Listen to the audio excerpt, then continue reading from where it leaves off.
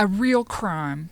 In a series of podcasts, I want you to travel down some lonely roads with me. These are the roads I traveled with families who never got to say goodbye to loved ones. These family members were fated to live the rest of their lives waiting and wondering. I wrote these stories when I worked as a reporter for the Charleston Gazette.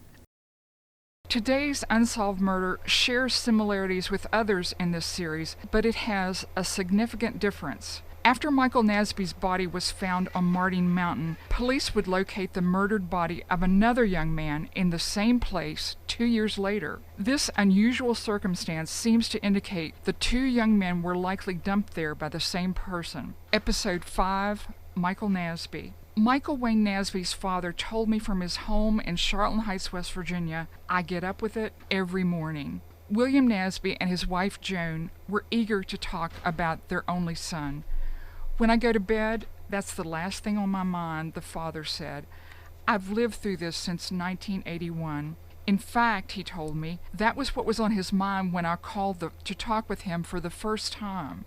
I was going over the past in my mind, he said, to figure out if there was anything in the last words Mike said to me that would help me to know what happened. He went on to tell me, I'm glad you're doing this story. I'd like to see something come of this. I like to talk about it.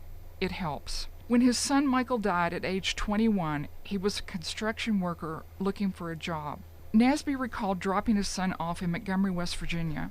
Michael usually called his father for a ride home, or he would hitchhike home. Although he told his parents he would be home by 11 p.m., instead, as his parents learned later, two young men drove Michael to Smithers, a small town across the Kanawha River from Montgomery. Michael was last seen November the 13th, 1981 in Smithers at what was then called the Tri-Way Service Station. The gas station faces US 60, and to its side is Candleton Hollow Road. A driver would start up Candleton Hollow Road in order to get to Martin Mountain in Fayette County, West Virginia. Although it was not there at the time of Michael's death, the state prison, Mount Olive Correctional Complex, is located in that area now. In another great irony, the man who once owned the gas station was murdered June the 14th, 1981, in his home in Charlton Heights, less than a mile from the Nasby home. The two were murdered within 4 months of each other. Before his son's body was found, Nasby said he heard street rumors that Michael was dead and had been taken to Martin Mountain. If you've ever had your guts torn out, his father told me, you can imagine how I felt when I heard it. You hope against hope that things will turn out all right. Police officers kept Nasby informed all the time when his son was missing. Then when they called me and said they wanted to talk to me, I felt like the world had come to an end because I knew what they were going to tell me. In the days before telephone caller identification, Nasby said he often got crank calls and calls from people who asked to speak to Michael. These calls could have come from people who did not know Michael was dead, but his father said one caller gave details of how his son died. You think you're doing fine, and then this phone rings, and it tears your heart out, he told me. I would love to know what happened. What I'm waiting for is my day in court. If I don't know what happened, I'm going to go nuts. His wife Joan Nasby told me, it's never, ever over. On February the 23rd, 1982, Michael's skeletal remains were found on remote Martin Mountain.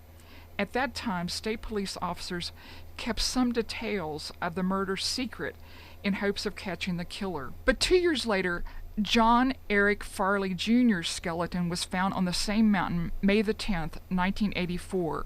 Then police disclosed that Farley was found with his hands tied behind his back with tape. Police said Farley died in an execution-style killing. Farley was only 18 and a Dunbar High School graduate. He was dating Maisie Mae Sigmund Palmer.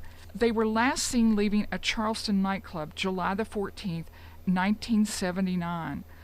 Palmer, who was 25, has never been found. But volunteers, like those with the Doe Network, try to keep her information publicly available. The Doe Network is a group of volunteers who try to help police and parents find out about missing loved ones. William Nasby always believed his son's murder and Farley's murder had to be related.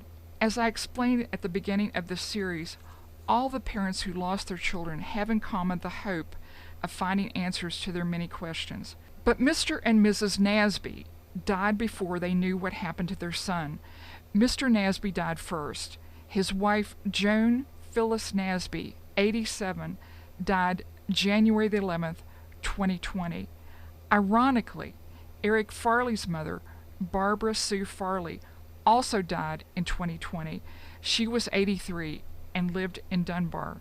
No one has ever been arrested for Michael Nasby's murder. No one has ever been arrested for the murder of John Eric Farley Jr., and no one knows what happened to Maisie Palmer. This is Susan Williams for A Real Crime, and I hope you'll join me for the next episode in this series. Thanks to Tommy Siner for these recordings.